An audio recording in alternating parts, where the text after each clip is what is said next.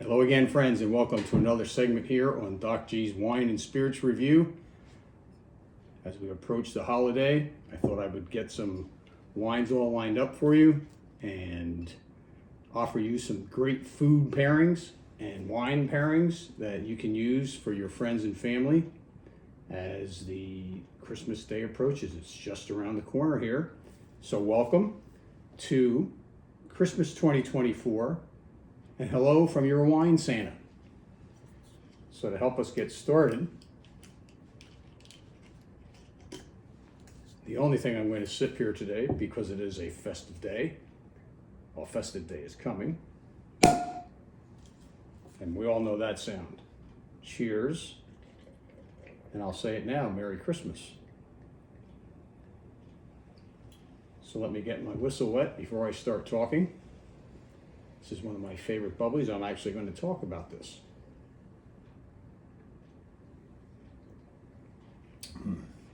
Welcome to the show.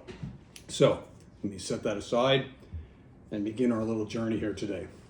Obviously, there are a lot of things that people do for Christmas in the way of celebrating, especially when it comes to what's going to be on the dinner table and for all the different festivities and things that are going to be going on. So, in order to help you as your wine Santa, my goal here today is to give you some ideas on wines that you can impress your friends and family with, should you be visiting, or if you're entertaining, you can do the same.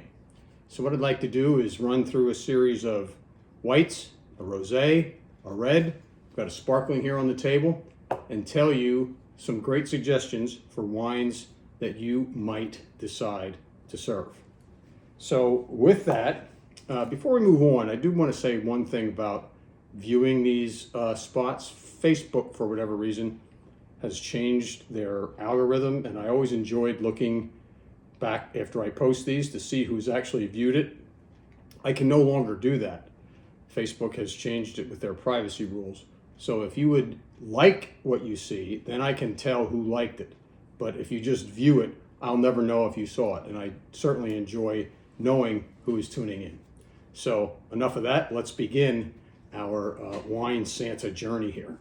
So let's pretend I'm Santa. I got a sack on my back, which I don't, but I have some wines hidden over here, and we're going to reveal each one of them and tell you what you can do as you prepare your holiday meals. So let's start with the whites, and I'm going to begin with the first one, very versatile wine, and it doesn't matter. I'm not here to recommend a specific wine. This happens to be a New Zealand Sauvignon Blanc that I have. So if you want to get yourself a nice, inexpensive New Zealand Sauvignon Blanc, it will pair well with the many things that you will put out either as your appetizers, just as like a cocktail kind of wine to have with salty foods, nuts, chips, pretzels, all those good things, charcuterie boards. It's a very versatile wine. I love New Zealand Sauvignon Blanc. It has a very specific profile as compared to other Sauvignon Blancs. And I have found very few people who do not enjoy sipping a nice New Zealand Sauvignon Blanc. So this is one of my house favorites. I recommend that would be one that you could have. And it would go well with the other white wine kind of dishes that you might serve during the holiday, especially things like seafood. We do fried smelts. That would be fantastic with any kind of fried fish. It'd be great with shrimp. We're going to do a shrimp scampi. This will pair well with it. It would go good with, it would even go cross over and go, people do Christmas turkeys. It would go well with Christmas ham. It's very, very versatile. So that's number one out of Santa's bag, a New Zealand Sauvignon Blanc. The next offering I have for you, believe it or not, is a Pinot Gris or a Pinot Grigio. This one I happen to have. If you can get your hands on one, you can get them from France. You can get them from Italy, where they call it Pinot Grigio. And I'm not talking about your lower end.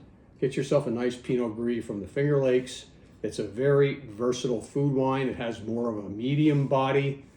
Probably not as much a sipper for your appetizers, although believe me, you know me, you can get away with it. You can have it just in a glass. If you're on a diet, all you want to do is drink during the Christmas season, have at it. This wine will do you really well. This is one that we purchased when we went on our trip to the Willamette Valley last year. And this one's from Elk Cove. You can find tons of good Pinot Gris here, and I'm talking to Pennsylvania audience. If you want to go down to Delaware, Total Wine, you'll find plenty of Pinot Gris there. And Pinot Gris, to me, goes really well with anything you're going to have dishes that are buttery.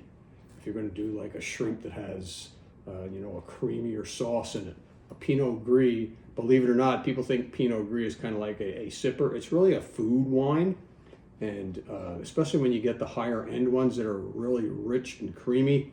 So they go really well with those sauces that you might have. So get yourself a good Pinot Gris and you'll impress your friends. And you can get these you can go as high as $25 for Pinot Gris. You can get them for $12, $13 as well. And the last one, I would be remiss if I didn't throw in a nice Chardonnay. Because Chardonnays are the quintessential food wine. And this one I happen to have. This one, and now for Christmas, if you want to bump it up, get into the wine and spirit shop and get yourself a nice Burgundy, a white Burgundy, which will be Chardonnay. Doesn't have to be a white Burgundy, but it'll certainly impress your friends. And I can guarantee you, it will not be a bad wine. You can do a California Chardonnay. It depends. Chardonnays come in all styles. For the holiday, I would recommend keeping the butteriness and the bigness out of the Chardonnay. You want it light because you're going to have a lot of food going on. You're going to have a lot of just a lot of things going on the dinner table that you don't want a big oaky Chardonnay messing around with. So I would highly recommend you get yourself a nice Macon Village, which is from one of my favorite vintners in France, from Burgundy, from Macon. And I would also highly recommend certain California Chardonnays that are on the lighter side. If you like the big oaky ones, go for it.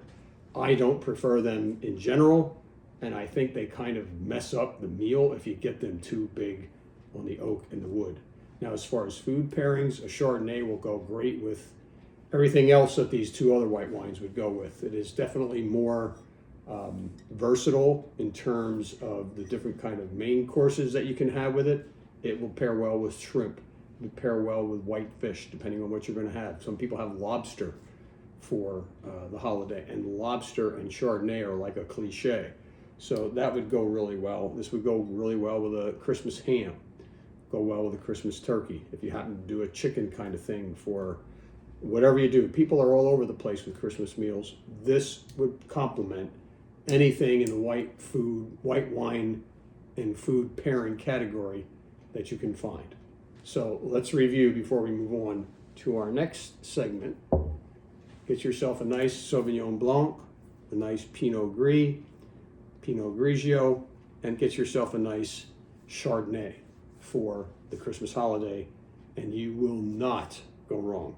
I could go on and on. I didn't mean to go through a library of wines, but there are a lot of great Italian whites that you could throw into that mix. There are a lot of great other French whites, white Bordeaux's, which do have some Sauvignon Blanc in them. If you're into big Viogniers, I didn't really want to get into that. I'm trying to stick to more of the mainstream wines here for you so that it makes it easy for you. So we're like 5-6 days out till Christmas. If you're going to be rushing around, you don't have to think too much. One of those three will do the trick for you. So let's have a commercial break here. Wine's saying it's thirsty.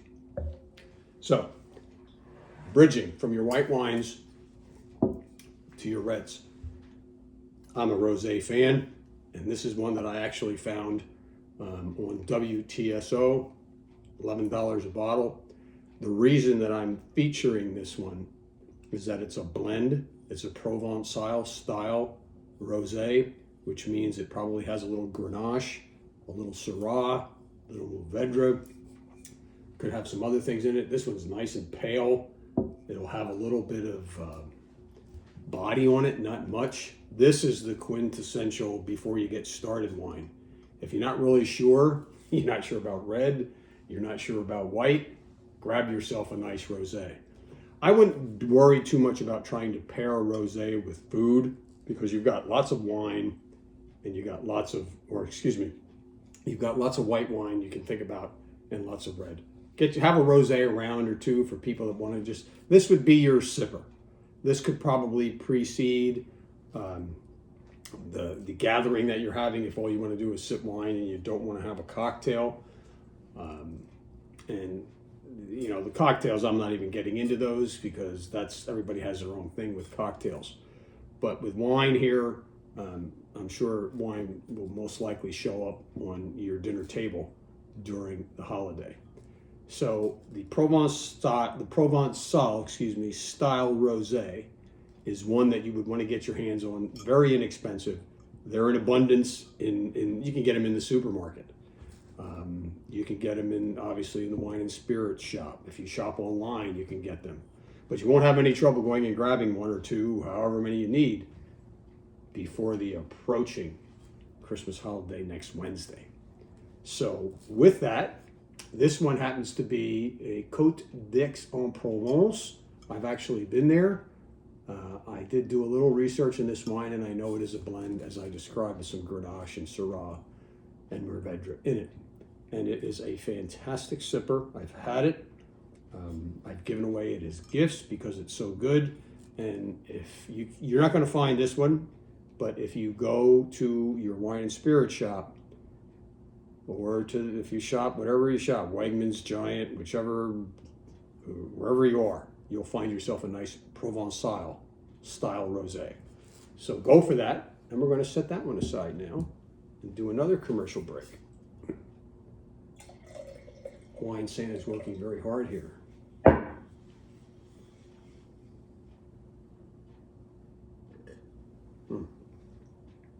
I'm going to save that for last because I'm going to talk about that too. Now, let's go to the dark side here at Christmas. Let's go to the reds. I'm going to start out, because a lot of people like to feature pasta dishes with red sauce for the holiday, or meat, or lamb. So that's where we're going with this stuff. You could actually do these with a Christmas turkey, but the only wine that I would probably pair of the three that I'm going to show you with a Christmas turkey would be a Pinot Noir. Other than that, no, I wouldn't. If you're serving beef, like we're going to serve some short ribs on Christmas, I'm going to have some big red wine for that, I can guarantee you. People like to do a rack of lamb. People like to do other beef dishes. Definitely pastas in the mix with meatballs and lasagna and whatever it is your family's traditions are for Christmas. So I'm going to start with a simple and kind of a classic combination. Go and find yourself a nice Chianti. And I'm talking about Chianti. You can get Sangioves from different regions. But I would go around and I would look for a Chianti that is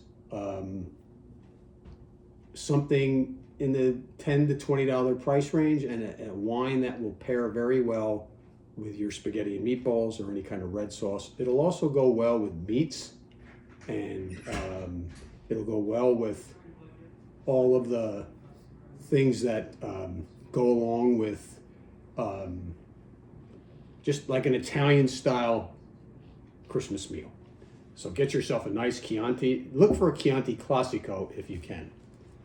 The next wine that I want to recommend, and I had alluded to it, is a nice Pinot Noir. Now this one I have is a Pinot Noir, and I would recommend you find one from the Willamette Valley. For me right now, after having been to the Willamette Valley, the Willamette Pinot Noirs drink as well as any Pinot Noirs from anywhere on the planet. So I would highly recommend you find yourself a nice Pinot Noir that you don't have to get this one. There's plenty of Willamette Valley Pinot Noirs on your shelf wherever you might shop. So there you go with your Pinot Noir. You notice our table is getting full. Santa's bag has one more item in it. And for those of you that are going to really kick it up and get into some lamb, this one is a blend. It's one of my favorite red blends of all time. And this is a Côte du Rhône blend, and that means it has Grenache, Syrah, and Mourvedre, which was the same as the Provençal style rosés, because the Rhône Valley and Provence border each other. But get yourself a nice Côte du Rhône. And this one I know is available, in readily available. If you can't find this one, just look for the words Côte du Rhône. You can see it there on the bottle. This will go really well. This might be what I have with our braised short ribs. It will go well with a rack of lamb. If you're going to do a big beef roast or a stew for Christmas, this will knock it out of the park. So there you have it, my friends. Ho, ho, ho. So last but not least, you cannot celebrate the holiday without getting yourself a nice sparkling. Because a sparkling, outside of the red meat foods, a sparkling will go with everything. It just will go with everything. It will go with a turkey. It'll go with hors d'oeuvres. It'll go with charcuterie board. It'll go just with a glass to get the party started. Our Christmas tradition every year, we break open a couple bottles of bubbly with family, and we fry ourselves up 2 pounds of smelts, and we just have at it, and then we continue to eat the rest of the night. Hey, it's Christmas. So this one happens to be a Crémant de Bourgogne, one that I keep around just for the holidays. You don't have to get a Crémant de Bourgogne. You can go get a cava. Just get something that sparkles. It can be Prosecco. But you have to include a sparkling wine in your array of things for the Christmas holiday. So with that said, remember to like what you see. Hit like on Facebook, and I'll get to see that you saw this. I hope you tune in, and I will see you again just before the New Year. Maybe we'll do some cocktails instead for New Year's Eve, because that's a little bit different celebration as well. So until then, Merry Christmas, my friends. And I won't say Happy New Year yet, because I'm going to say that in my next segment. So until then, cheers and ho, ho, ho.